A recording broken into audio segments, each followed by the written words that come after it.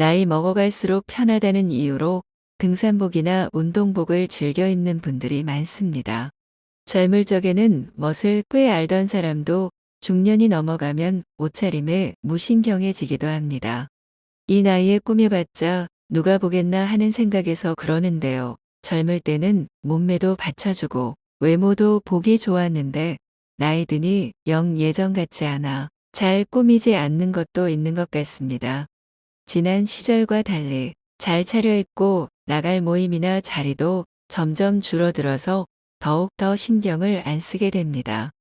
그런데 시장조사 전문 기업에서 사람을 판단하는 중요한 근거를 알아보는 조사를 했는데요. 결과가 놀랍습니다. 응답자 중 74.1%가 사람의 겉모습이 가장 중요하다고 응답했습니다.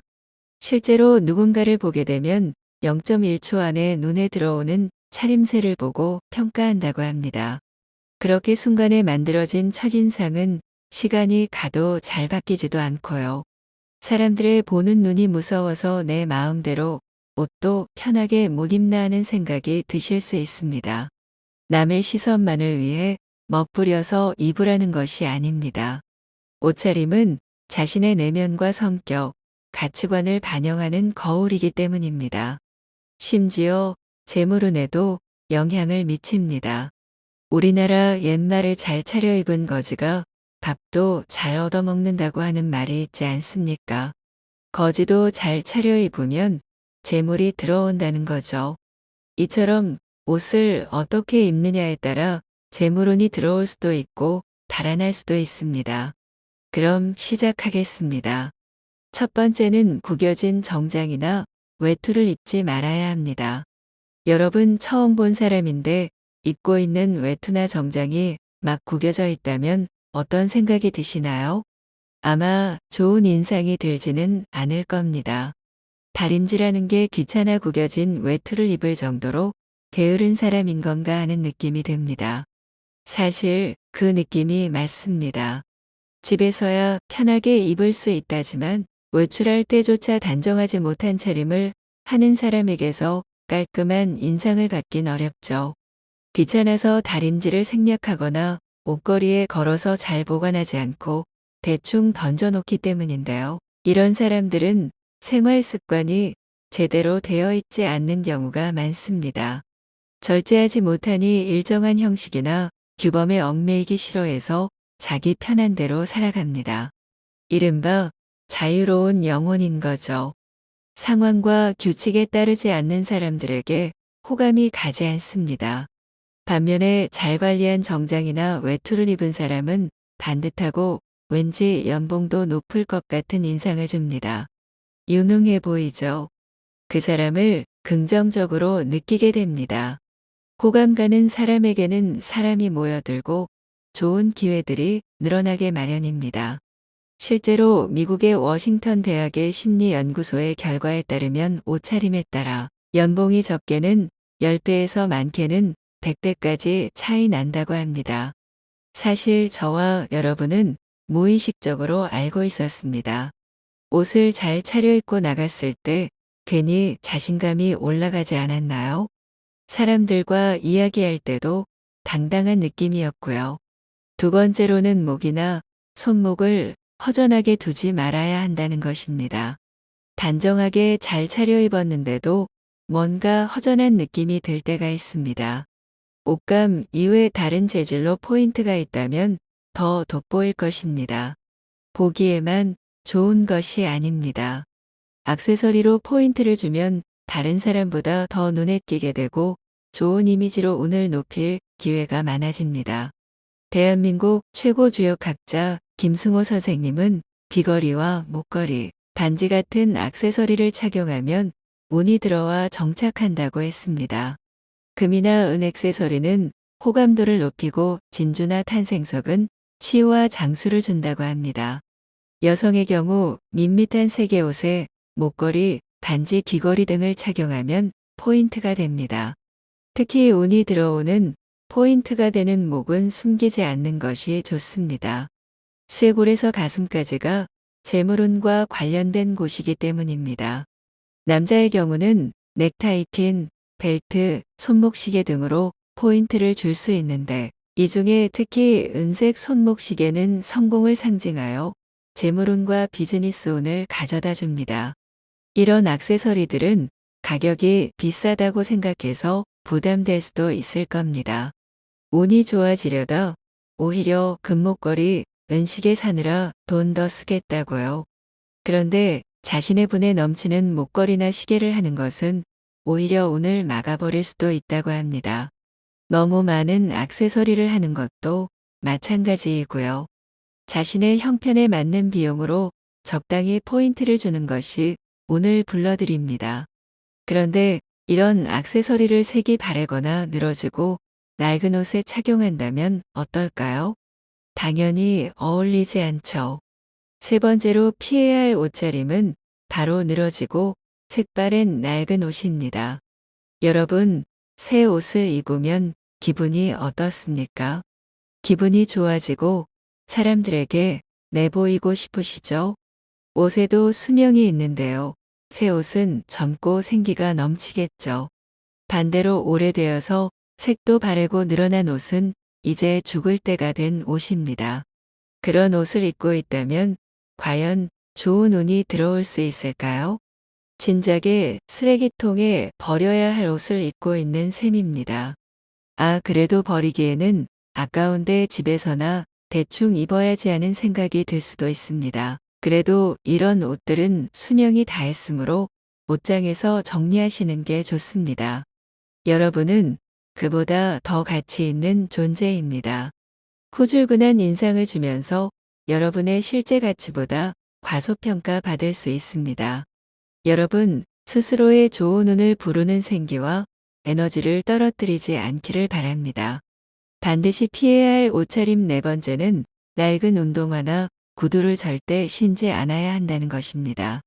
우스개의 소리로 패션의 완성은 얼굴이다라고 하는데요. 그건 외모가 좋은 사람은 무엇을 어떻게 입어도 멋져 보이는 것이 부러워서 하는 말입니다. 하지만 실제로 패션의 완성은 신발입니다. 신발은 옷차림의 마지막을 완성하는 역할을 하는 만큼 중요합니다. 사랑하는 연인끼리는 신발을 선물하지 않는다는 말을 들어보셨을 겁니다. 연인이 사준 신발을 신고 어딘가로 떠난다는 속설 때문인데요. 신발은 여러분을 어딘가로 데려다 주는 행운의 아이템입니다. 신발은 온 몸을 다 지탱하고 있고 걸을 때마다 땅에 직접 맞닿아서 가는 곳의 기운을 받게 해줍니다. 좋은 기운이 있는 곳으로 안내해주는 신발은 깨끗하게 잘 관리해서 신어야 합니다. 신발이 낡고 더럽다는 것은 그 신발의 주인이 게으르고 옷차림에 무신경하다고 생각할 수 있습니다. 생각과 행동에 조심성이 없어 보이기도 하죠. 흙이 묻은 신발을 신은 사람에게서 좋은 인상을 받기 어렵습니다. 좋은 기회와 좋은 운도 따라오기 힘듭니다. 외출할 때 현관에서 어떤 신발을 신어야 하나 시간을 지체하지 않도록 항상 깨끗한 상태로 유지하는 것이 좋습니다. 신발의 먼지나 흙은 꼭 털고 낡은 신발은 버리고 새 신으로 교체하시기 바랍니다.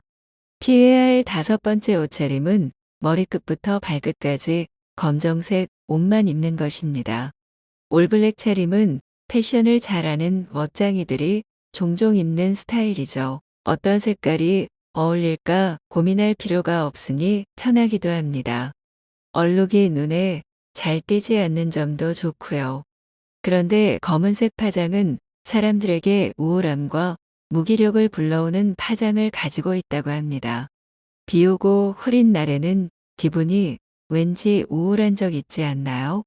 날씨가 화창한 날엔 기분이 괜히 좋아지고요.